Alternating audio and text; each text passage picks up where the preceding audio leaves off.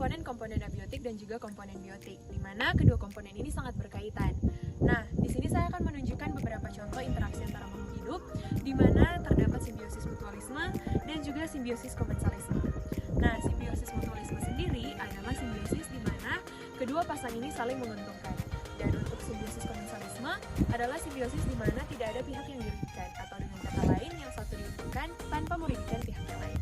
Untuk melihat contoh-contohnya, let's go! Sebagai contoh simbiosis mutualisme, kita akan melihat contoh bunga dan juga lebah. Lebah akan mencari makanan pada bunga, dan tanpa sengaja anggota tubuhnya akan mengenai putik dari bunga dan akan membantu penyerbukan. Hal ini akan menguntungkan bagi lebah dan juga akan menguntungkan bagi bunga. Silakan dilihat.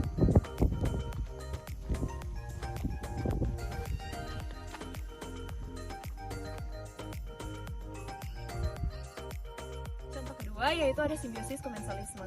Di sini saya mengambil contoh di ekosistem adanya pohon besar sebagai tempat perteduhan dari katak. Nah, tentunya akan menguntungkan bagi katak, namun tidak akan berpengaruh apa-apa terhadap pohon besar tersebut, seperti ini.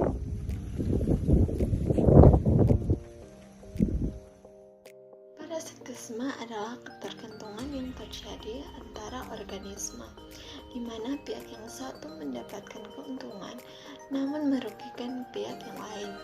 Simbiosis parasitisme ini melibatkan parasit, di mana parasit menjadi organisme yang diuntungkan karena dapat mengambil makanan dari organisme yang dianggap mengalami kerugian. Dapat kita lihat pada tanaman gelombang cinta ini, terlihat ada seperti suatu kapas putih yang disebut dengan kutu putih. Kutu putih adalah serangga berupa parasit kecil yang berwarna putih. Ini termasuk dalam simbiosis parasitisme, karena kutu putih dapat menjadi parasit yang merugikan bagi tanaman gelombang cinta. Kutu putih dapat mengurangi kekuatan tanaman, terutama ketika populasi besarnya menyedot getah dari daun dan batang. Saat makan, kutu putih mengeluarkan melon atau kotoran manis. Jamur jelaga tumbuh di atas melon tersebut. Hal ini mengurangi kemampuan tanaman untuk melakukan fotosintesis dan menyebabkan daun dan bagian tanaman bisa mati. Kompetisi dalam ekosistem adalah hubungan antara organisme yang berusaha dan bersaing untuk mendapat sumber daya. Misalnya itu adalah makanan, air, atau ruang yang berada pada tempat yang sama. Kompetisi dalam ekosistem terbagi atas dua jenis. Yang pertama, intraspesifik, yaitu terjadi suatu persaingan antara organisme yang sama. Yang kedua, interspesifik, yaitu terjadi persaingan antara organisme yang berbeda. Ini adalah contoh terjadinya kompetisi pada tanaman, di mana terdapat berbagai tanaman yang berusaha dan bersaing untuk bertumbuh, berkembang, dan hidup pada ruang dan tempat yang terbatas. Ekosistem adalah suatu sistem ekologi yang terbentuk oleh hubungan timbal balik tak terpisahkan antara makhluk hidup dengan lingkungannya.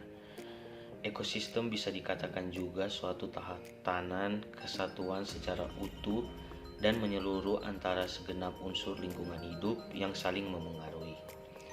Ada komponen-komponen yang menjadi penyebab terbentuknya ekosistem, yakni komponen biotik dan komponen abiotik.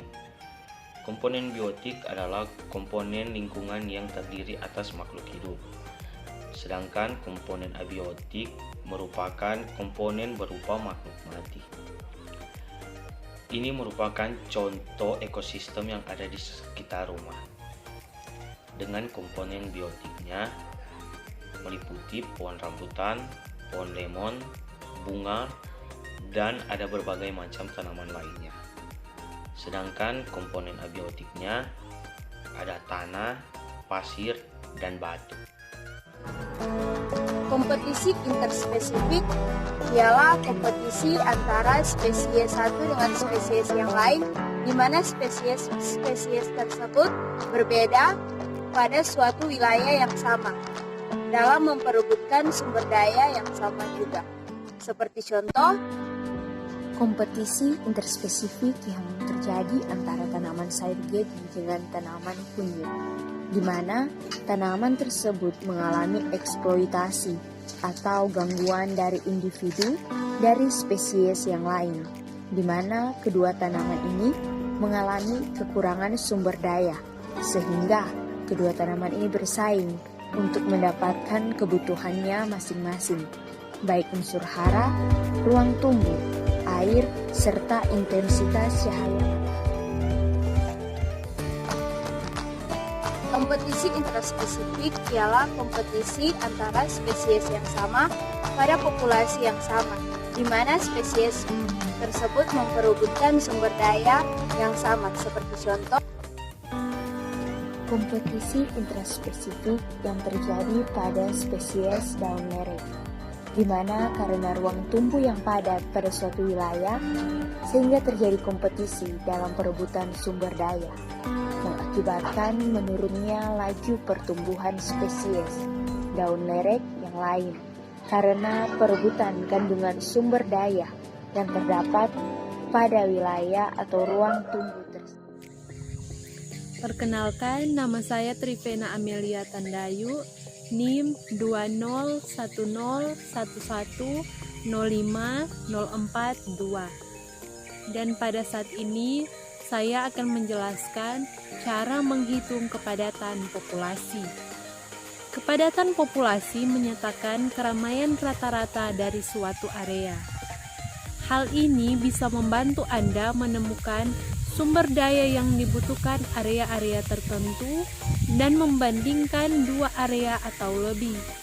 Anda perlu mengumpulkan data area dan ukuran populasinya, kemudian memasukkan angkanya ke rumus kepadatan penduduk, yaitu kepadatan populasi sama dengan jumlah orang per luas area.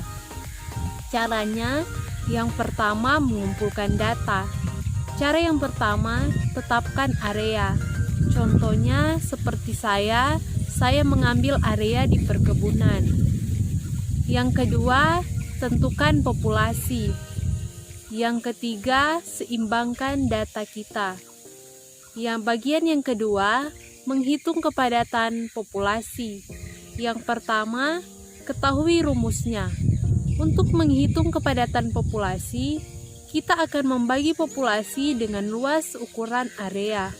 Dengan demikian, kepadatan populasi sama dengan jumlah orang per luas area. Yang pertama, unit area harus dalam kilometer kuadrat. Yang kedua, unit kepadatan populasi adalah orang per unit area. Yang kedua, masukkan data ke dalam rumus. Yang ketiga, bagikan populasi dengan luas ukuran area. Bagian yang ketiga, menafsirkan kepadatan populasi. Pertama, bandingkan dua kepadatan populasi atau lebih. Yang kedua, coba sertakan pertumbuhan populasi. Dan yang ketiga, ketahui batasannya. Dan keempat, telaah data. Demikianlah cara menghitung kepadatan populasi. Terima kasih. Pada saat ini saya akan menjelaskan tentang sampah. Sampah sangat berpengaruh pada lingkungan, khususnya pada populasi. Dengan adanya sampah pada suatu lingkungan akan mempengaruhi populasi yang ada di dalamnya. Karena sampah dapat menyebabkan kerusakan lingkungan yang akan berpengaruh pada tanah, bahkan pada air yang ada di sekitarnya, yang mana itu semua merupakan tempat mencari makanan populasi yang ada di dalamnya. Ketika pencemaran terjadi, maka populasi yang ada di sana akan berkurang karena gangguan sampah yang ada di lingkungannya. Rantai makanan. Rantai makanan atau biasa disebut jaringan makanan adalah suatu ekosistem makhluk hidup, yaitu perpindahan energi makanan dari sumber daya tumbuhan melalui seri organisme atau melalui jenjang makan, di mana suatu organisme memakan satu sama lain untuk mendapatkan energi dan nutrisi dari organisme yang dimakan. Tingkatan rantai makanan. Yang pertama produsen, lalu konsumen 1, konsumen 2, konsumen 3, dan dekomposer. Produsen merupakan organisme atau spesies yang mampu menghasilkan makanan sendiri. Konsumen tingkat pertama adalah konsumen yang memakan tumbuhan secara langsung. Konsumen tingkat kedua adalah konsumen yang memakan konsumen tingkat pertama. Konsumen tingkat ketiga adalah konsumen yang memakan konsumen sebelumnya. Dekomposer atau pengurai adalah organisme yang memakan organisme mati dan produk-produk limbah dari organisme lain. Pada video kali ini, saya akan menunjukkan rantai makanan yang ada di sawah. Tingkat produsen yang ada di sawah adalah padi. Tingkat konsumen 1 adalah tikus. Tingkat konsumen 2 adalah ular. Tingkat konsumen 3 adalah burung elang. Yang bertugas sebagai dekomposer adalah jamur dan cacing.